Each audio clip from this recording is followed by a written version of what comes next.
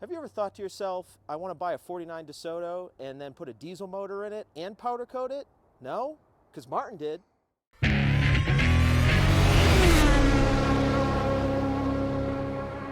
right. No seatbelts in this thing. No seatbelts. We die like real men. All right.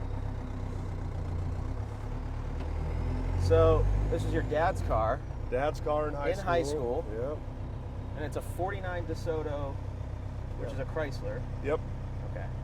Yep. Part of the Mopar family. Did he buy it new? Nope, he bought it from some old lady in town, as I understand it, for like 50 bucks. And he had a lot of cars in high school. This was just one of them. Okay. I'm not sure if he could afford a truck, so he bought this and used it as a truck. Did he tow with it? I don't know if he towed with it, but he went out in the hills with it quite a bit. This thing's a carry-all sedan, which is kind of an interesting version of this thing. They used it for ambulances and stuff. And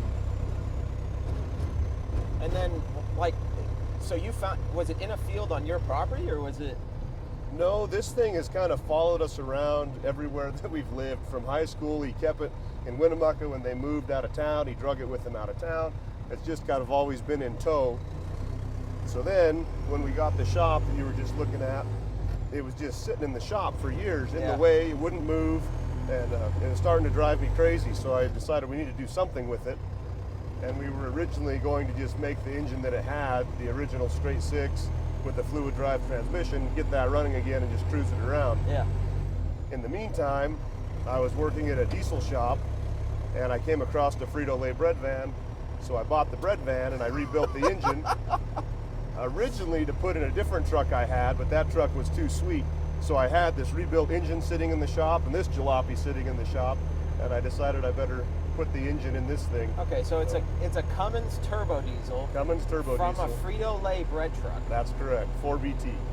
And how did you marry it up to this? Did it mount up easily, or was it like a total pain in the ass to get it in? A little bit of both. So there's a lot of people that use these engines for Jeeps or trucks or all kinds of things. They're a very common engine. Yeah. So I was able to get a Ford 5-speed transmission out of like an F-250. That made it to the engine pretty easy. Then I had to get the rear end out of like a Ford F-250 as well, and narrow that up, change it from a spring over to a spring under axle, put that back there. Disc brakes, limited slip. It is disc brakes. It is disc brakes all the way around, actually. It's so random. But getting it to actually fit was a little bit of a chore. Yeah. But we had to notch the frame and do some things. It's a really heavy engine. Yeah, the frame can like hold it. So the engine that came out of this thing was just about as heavy, and really? It just had way less horsepower and torque, but it was very heavy.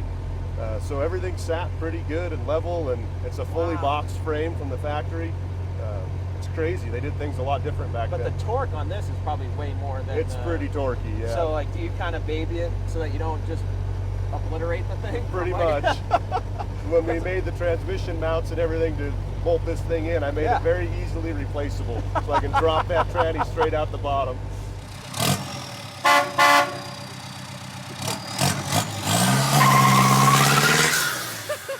So it's got a Ford transmission. Ford transmission, Ford rear end. Cummins engine. A Cummins engine. Yep. Most probably out of a Dodge. Was the truck a Dodge? Yeah. This is the 4-cylinder version, so it's just like the 6-cylinder version. Oh my God. Okay. All right. Yeah. So it's like a box truck engine. Yep. That's exactly what it is. Yeah.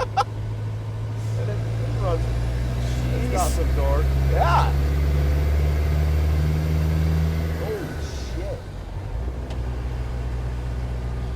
This thing is awesome.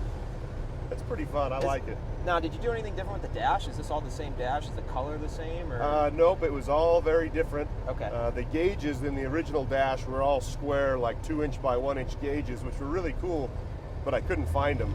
So I bought speed hut gauges, GPS speedometer, and I just made this overlay piece to fit everything in it. Yeah, I should have realized the gauges weren't the same, but no, I didn't know if like this overlay or the logo. Logo's the same. I had to make this. Yeah, this one we drive it all the time. In the summertime, they call them Friday night cruises or summer cruises or something. And so from like 7 to 9, everybody just drives the boulevard and cruises around. So I always Do take like a this loop? thing. Yeah, big loop. Just do laps. Okay, over so and that's over. so we're in Winnemucca, and that's a thing here. That's correct. Winnemucca, Nevada. In Boise, they do the same thing. Oh, is that right? It's called Cruisin' Maine, Yep. and it's to go see the cars is cool, but when you live on the corner where they all turn, you want to kill yourself. Right.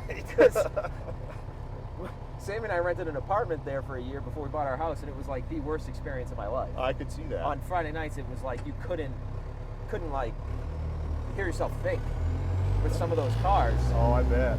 But that was very alien to me. Right. Back east, it's like you go to a car show in a big parking lot at the mall, and you just like look at the cars, and then a couple of guys will peel out, and then they get pulled over, and then that's it. Yep. And it's like for people to actually just that many people to understand that like we're just going to cruise this same section on the same night every week, and like have that is just very weird to me. Very Like, foreign. I've never seen that before, and it's like. Sometimes you see cars and you're like, wow, that's a sweet ride. And then sometimes you see it, it's like, please put a muffler on that. Right, yeah. It's like please. Yeah. This You one know? is definitely a little bit guilty of that. Yeah, but this is a really like unique car. And if you heard this thing coming, you'd be like, wow, that thing's, and you look and it's cool. Yeah. It's when you turn around and it's like an 84 Civic with like, you know, the trunk missing. And it's just like as loud as can be. And I'm like, or even like it'll be my favorite is the pickups. Right. It'll be like just a 90s pickup, which I love 90s pickups, but like no mufflers, just the heads. Yep. And they come roaring around. And I'm like, okay, I love the truck, but please Get a muffler. save me. I think it's just a personal opinion, but I think part of it is too, like when I hear a motor like that or like that sound, when I turn around, I'm like, oh, I'm expecting to see something kind of random or unique or cool. And when it's just like the regular piece of shit I went by on the highway that day, I'm like, Very I underwhelming. went down. Yeah, it's Yep. underwhelming. Yeah, I definitely understand that. This thing gets a lot of looks. I bet. I didn't even know what a Desoto was. Right. I get I had that to a lot look up too. that it was a Chrysler. Yep. And apparently there was a Desoto brand before Chrysler. There was. And what I couldn't figure out is if Chrysler bought that or just said we're just going to take the name and do our own, and that one went out of business. I think it got a little fuzzy. I don't know exactly how that went down. I tried to find it everywhere, like what happened. Yeah. And the original Desoto was in Pennsylvania, and then they completely just like stopped making them at one point. But Chrysler had started his own, Right. and just like they Ran took with off. it. Yep. They were selling more of these than like any other brand they had. It was a pretty luxurious brand. I mean, they kind of were top notch of the day. They had this original car had the fluid drive you can kind of see on the dash, which was a manual. It had a clutch pedal, but it was one of the first versions of the automatic. Okay. It was like a 3-speed automatic, Yeah, so yeah. you wouldn't have to press in the clutch to shift gears. It was kind Gotcha. of a hydromatic Oh, type kind of like thing. a Triptronic thing with Yep. like the more modern cars you just shift. Right, so that was Sport way ahead mode. of its time in That's 1949, crazy. you know. Yeah. But for this, it drove like crap, so we got rid of it. So you threw this in it. Yep, nice big stout 5-speed. Like just look at this thing. The shift bezel is out of a 2008 Jeep JK. Okay, so we've got a Jeep JK shift bezel, a Ford transmission, a Ford rear end, a Cummins Dodge motor. It's really fun when you go to AutoZone and need parts. Yeah, you just have to be specifically to what you're working on. I Yep. know where in the catalog I have to go. Exactly. At that point. Yep, that's what I do. I have everything written down from what I took it from, so I know exactly what to tell them. 'Cause, half the time they just like, what model is it on? I said, trust me, Yeah, that's yeah. not going to help you. That's a riot. Yeah, That was perfect. You did great. you say so. Are you nervous? No, I'm Not sure like- I'm not doing it Not right. like Shane's speech. No, not like Shane's speech. I'm not nearly as drunk either. Yeah. We'll give Shane a little buzz by.